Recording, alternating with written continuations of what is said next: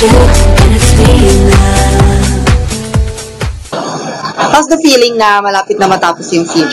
Oo, sad. Naminis namin yung samahan dito yung team namin. Sobrang gaan kasi magtrabaho dito eh, di ba? Even si Miss Arlene, sobrang bait. Mga vloggers. Yung team lang inamorada. Naminis namin. Direction, directorel. Sobrang gaan yung trabaho. Sakit lang, sakit. Parang, Nung iulan.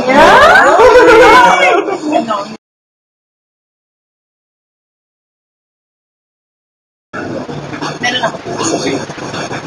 Napunan ko lang ito. Para sa ito napunan na nung last taping.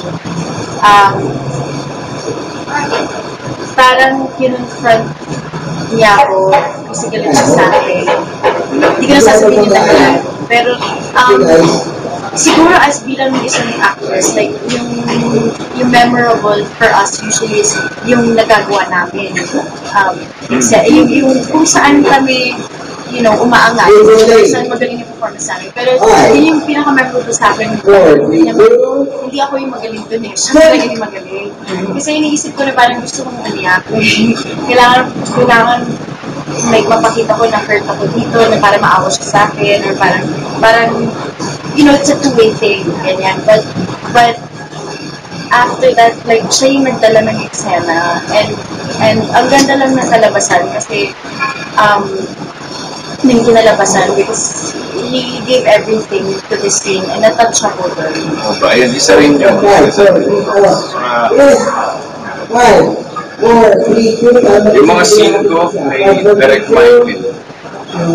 Kasi nung una talaga, ito ngayon ko lang sasabihin mo na parang intimidate ako sa tawag yung Oo, kasi ang galing niya, parang paano kung sasabayin siya direct. So, yun naman, hawa naman ng Diyos yun, nagawa ko naman. Can I say quiet? I'm so proud of you. Yeah, sure. It's when little kids come up to me, it's too close nila, like, parang nagiging inspiration sa kanila si Esther na maybe it's because na hindi siya maganda tapos sinuhope ko rin siya and then maganda yung takbo ng buhay niya and then after all the pain and trauma that's priceless to be idolized for little kids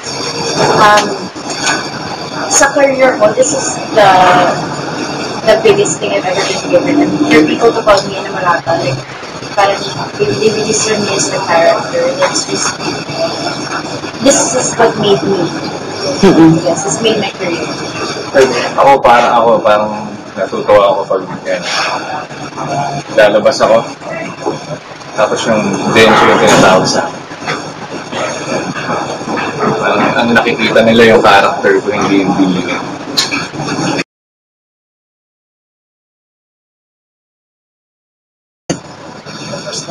Talaga? Well, because it's summer. So, parang when it was mga January, ganyan, okay naman yun. So, January yung book to find, ha? Summer, na sobrang init talaga. Tapos, syempre, ako lagi long sleeves. Tapos, ito, init lang talaga. Yun yung pinaka, Hindi na siya gumagano'n. Yeah, kasi parang namumulit to, or ako makulit talaga ako. Like, dati pag wala akong prosthetics, lagi kami nagkukulitan, lahat kami aesthetic. Gano'n ka tagal? 2 hours. Max, for a beautiful person like you, para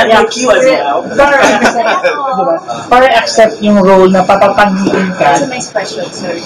No, that's a beautiful question. Kasi for all people. Kasi everyone, ever since before I started, people always say, no, hindi mo kaya gawin yan. Kasi masyadong mistisa. Or, parang may problema sa pagano ko. Or parang, there's always something wrong. Or masyadong, ang taba mo. Or parang, there's always something that people will say about how you physically look. But then parang, dahil sa prosthetics ko, ano ba masasabi mo? Pangit na ako, sasabihin mo mataba pa. Pangit na mataba pa.